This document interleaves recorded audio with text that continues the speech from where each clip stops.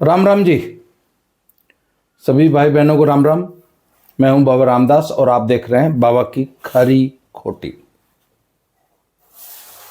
कुछ लोगों को खरी लगती है, कुछ को बहुत खोटी लगती है। 4 महीने में 12 बम ब्लास्ट पंजाब में। पिछले 4 महीने में 12 ग्रेनेड्स, सुतली बम नहीं, होममेड क्रूड बॉम्ब्स नहीं, हैंड ग्रेनेड जो कि सिर्फ आर्मी के पास होते हैं, मिलिट्री। 4 महीने में 12 पंजाब में। उधर भगवंत मान दारू पी के बांसुरी बजा रहा है और सो रहा है। सब चंगासी। ले फिर की होया, एक होर बंब ब्लास्ट हो गया। ले फिर की होया। पर एक बड़ी खास चीज नोट करने वाली है।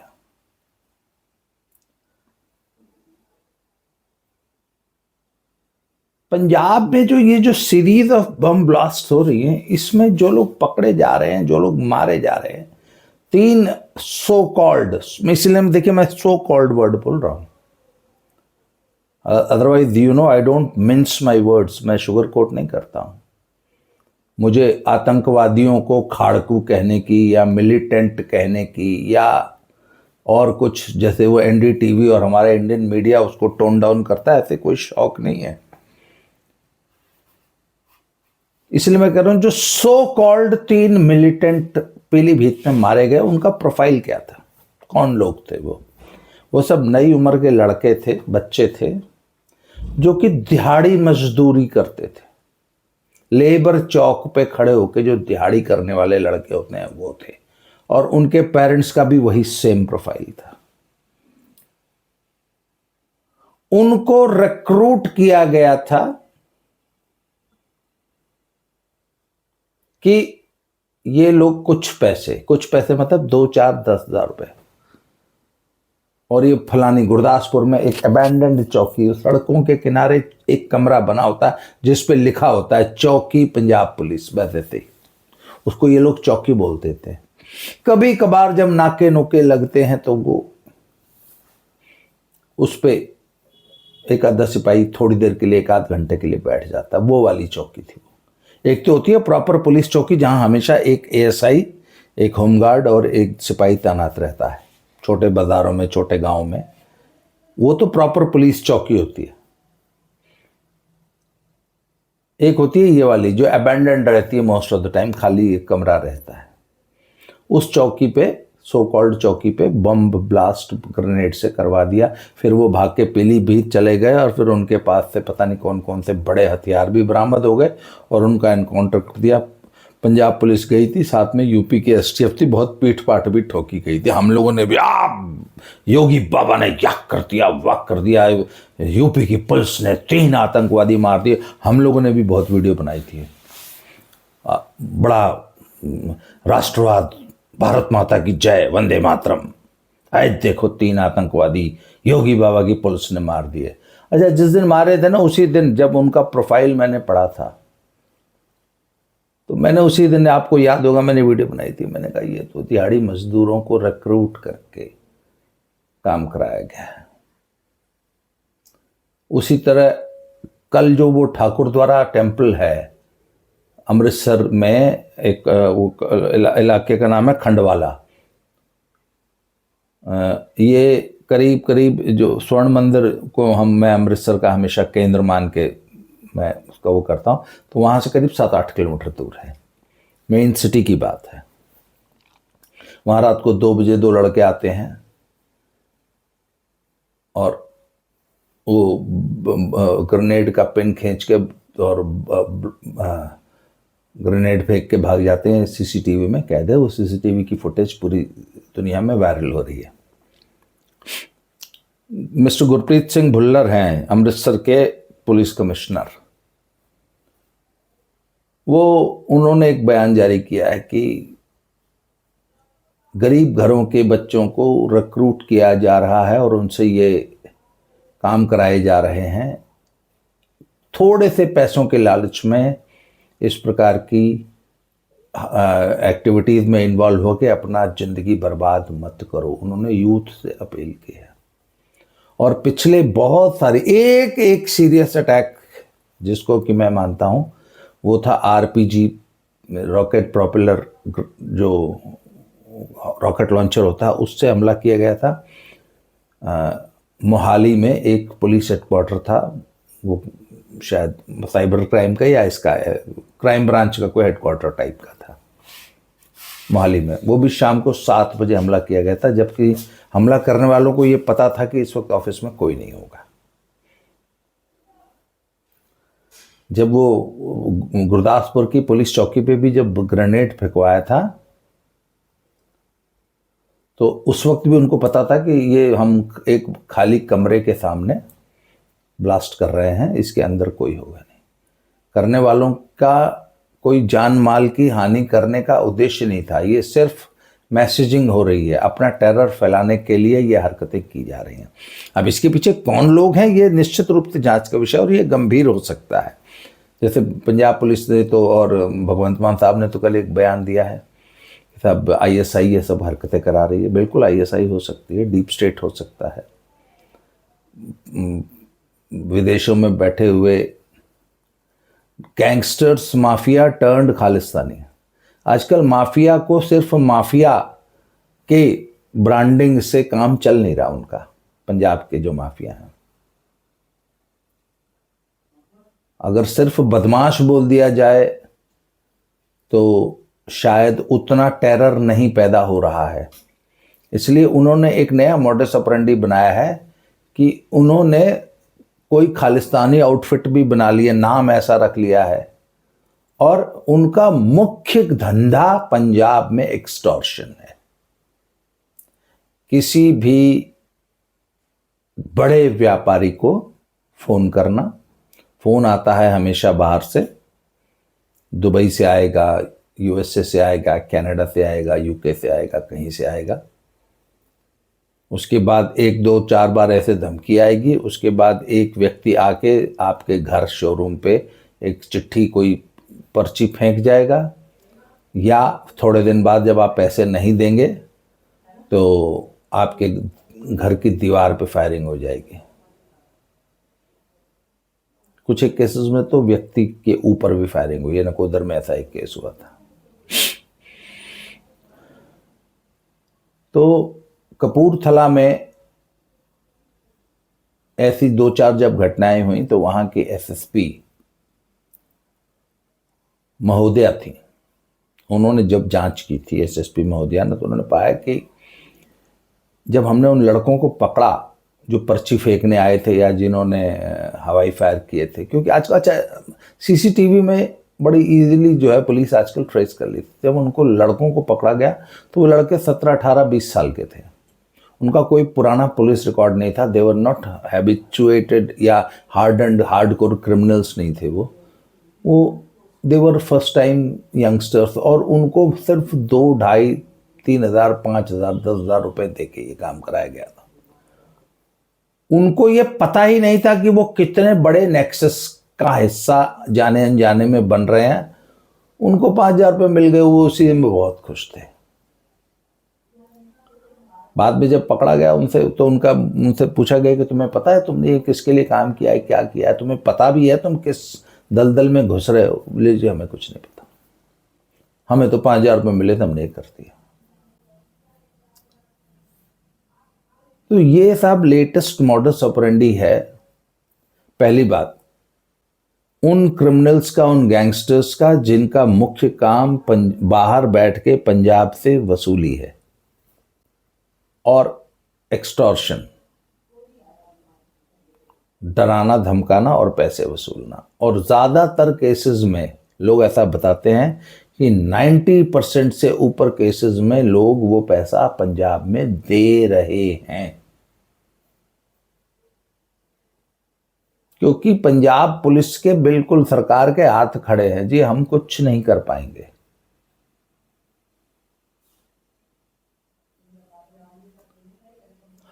अब उस वसूली अभियान को और इफेक्टिव बनाने के लिए उन्होंने एक नया, जैसे कोई प्रोडक्ट होता है उसको कवर चढ़ा देते हैं ना,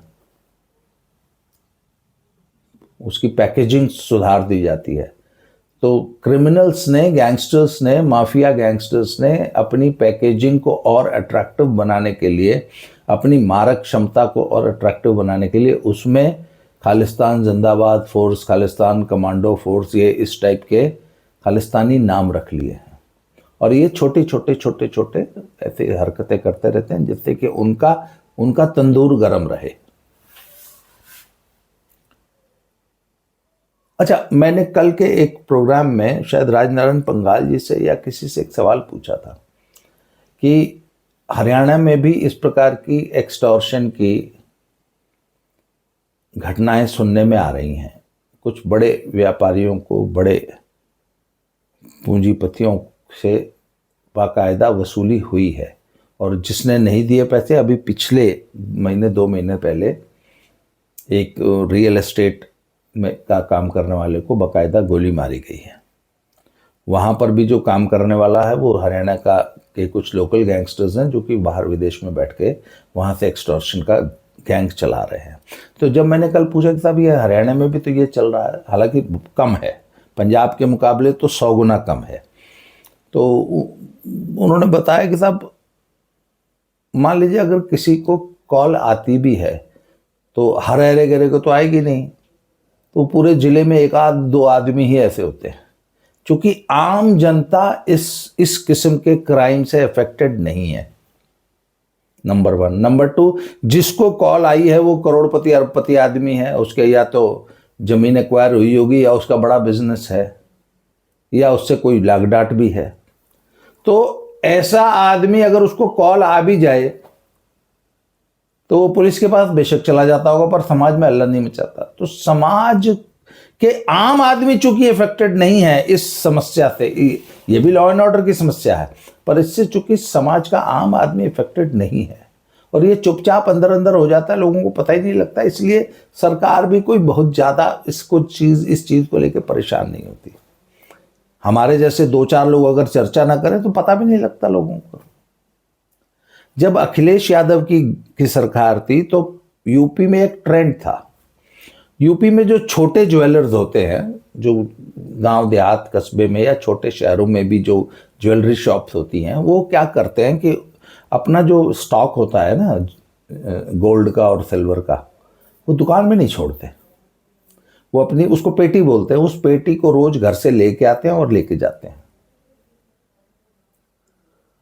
तो जब अखिलेश यादव की सरकार थी तो यूपी में हर 15वें दिन एक इंसिडेंट सुनाई देता था जिसमें बदमाश जो है ज्वेलर को लूट लेते थे। कई बार उसमें जो है जान माल की हानि भी होती थी। खुद मेरे बहुत अजीज दोस्त, मेरे one of my closest friends, वो और उनके छोटे भाई को ऐसी ही एक छिनैती के इंसिडेंट में, जब वो अपनी ज्वेलरी की पेटी, जिसमें लगभग उस ज़माने में, आज से करीब 15 या 20 साल पुरानी बात है, उस ज़माने में 2 करोड़ रुपए का सोना लेके वो दुकान से अपने घर जब आ रहे थे तो घर के बाहर उनको एम्बुश किया था और दोनों भाइयों को ऑन द स्पॉट गोली मार दी गई थी, जिसमें से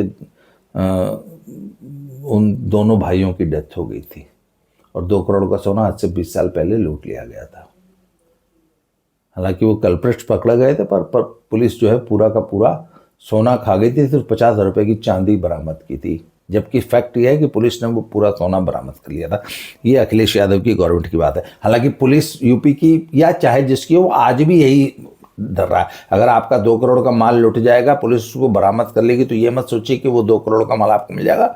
वो पुलिस और वो पूरा तंत्र पचा जाता है, आपको तो 50,000 की चांदी की रिकवरी दिखा देंगे। वो ऐसा ही हुआ था उस केस में भी। चलिए, विषयांतर हो गया, मैं वापस अपने विषय पे आता हूँ। तो हर 15 दिन पे, एवरेज हर 15 दिन पे एक ज्वेलर को गोली मारी जाती थी, लूटा जाता था। तो ये जो है सरे बाजार ये घटनाएं होती थी और उस घटना की गूंज पूरे उत्तर प्रदेश में सारी दुनिया के आंखों के सामने होती थी, अखबारों में खूब लिखा जाता था, खूब छीछा लेदर होती थी। इस प्रकार का क्राइम जो है आम जनता को प्रभावित करता है, उद्वेलित करता है, आम जनता इनसिक्योर फील करती है। हरियाणा में जो किसी बहुत बड़े व्यापारी पूंजीपति से 2 करोड़ रुपए की एक्सटॉर्शन कर ली गई, ये आम जनता को पता ही नहीं लगता। ऐसा भी हुआ है, बहुत खास 2-4 लोगों को पता लगता है, इसलिए ये धंधा चलता रहता है। और चूंकि आम पब्लिक प्रभावित नहीं है, कोई ह्यू एंड क्राई है नहीं, कोई बहुत ज़्यादा लॉ एंड ऑर्डर पे कोई सवाल नहीं उठाने वाला है। अच्छा, विपक्ष भी नहीं उठाता, क्योंकि वो जिसने पैसे दिए होते हैं वो बताता ही नहीं, पब्लिक डोमेन में बात आती नहीं है। पर पंजाब में चूंकि बहुत ज़्यादा हो रहा है, इसलिए पूरे नगर में चर्चा होती है। और इसमें कोई दो राय नहीं है कि पंजाब की पुलिस और पंजाब की सरकार लॉ एंड ऑर्डर के मामले में, क्राइम कंट्रोल करने के मामले में पूरी तरह फैसिलिटी देती है। मेरे एक मित्र थे, मेरे उनसे चर्चा हो रही थी कि अच्छा ये बताइए कि अगर यही सेम प्रॉब्लम उत्तर प्रदेश में आती और योगी जी की सरकार में आती, या भाई उत्तर प्रदेश की तरह पंजाब में भी कोई योगी होता, तो वो क्या करता? तो जी, वो तो जिसने कॉल की थी, या वो जो पर्ची फेंक के गया था, या जिसने हवाई फायर किए थे, मिनिमम उसके घुटने पर तो गोली मार ही देती कि जी एनकाउंटर में भाग रहा था, झाड़ियों के पास जो है मुठभेड़ हो गई और पुलिस ने गोली मार दी, दोनों गोडे पंचर हो गए। और जो बड़ा गैंगस्टर था पंजाब में, कोई तो होगा ना ऑपरेट करने वाला, पुलिस को सब पता रहता है, 2-4 का वैसे एनकाउंटर कर देती, और साल भर में पता लगता कि 100 बड़े गैंगस्टर मार दिए और 3000 के घुटने में गोली मार दी। और फिर जिस दिन घुटने में गोली मारते, उस दिन अगले दिन पूरे सोशल मीडिया में वो लंगड़ाता हुआ रो रो के चीख के चल रहा है। उसको व्हील चेयर पे नहीं लेके जाते या स्ट्रेचर पे नहीं लेके जाते, पैदल चला के लेके जाते हैं, जिससे लोगों को पता लगे कि देखो ये इसका क्या हाल बनाया पुलिस ने। तो योगी बाबा होते तो वो ये काम करते, भगवंत मान के बस की ये है नहीं। क्यों? क्योंकि पंजाब पुलिस जो है वो यूपी पुलिस नहीं है। क्यों नहीं है भाई? पंजाब पुलिस यूपी पुलिस क्यों नहीं बन सकती? इसके ऊपर हालांकि पूरा एक बड़ा एपिसोड बनता है, पर मैं एक लाइन में बता दूं, ये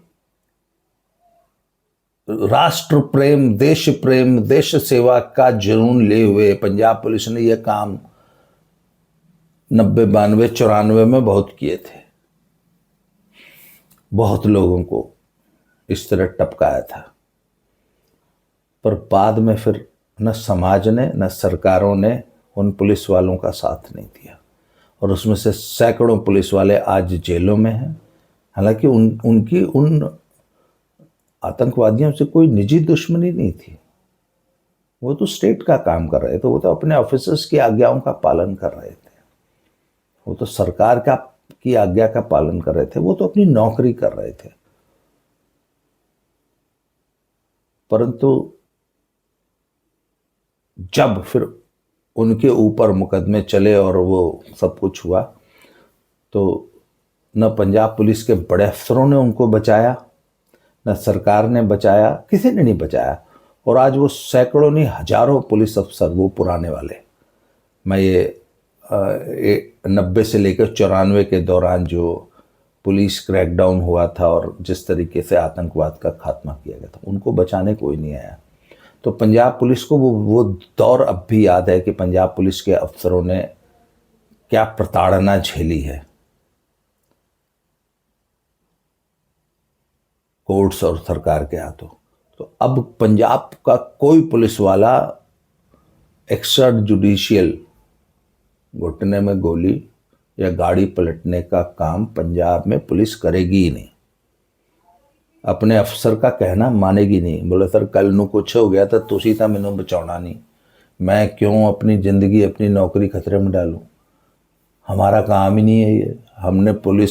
हमने पकड़ा, चालान पेश किया, कोर्ट जाने, कोर्ट देगी सजा। हम होते कौन था? हम क्यों दें? हम एक्स्ट्रा रिस्क क्यों लें? तो भैया पंजाब पुलिस नहीं लेगी। हाँ, यूपी की बात अलग है। यूपी में there is a leader who is ready to owe everything. वो सब कुछ अपनी छाती पे झेलने को तैयार है। पंजाब में ऐसा कुछ नहीं है। तो भैया ये हालत है पंजाब के में। आतंकवाद अब 2-5 हजार रुपए के भाड़े के लेबर चौक से रिक्रूटमेंट करके पंजाब में आतंकवाद और क्राइम की दुनिया चल रही है। गुरप्रीत सिंह भुल्लर साहब हैं पुलिस कमिश्नर, उन्होंने यही बयान कल जारी किया कि इनके चक्करों में पड़ के थोड़े से पैसों के लिए अपनी जिंदगी बर्बाद मत करो। आज के लिए इस वीडियो में इतना ही। अगले वीडियो में फिर से किसी नए टॉपिक के साथ आपके सामने प्रस्तुत होऊंगा। जय श्री राम।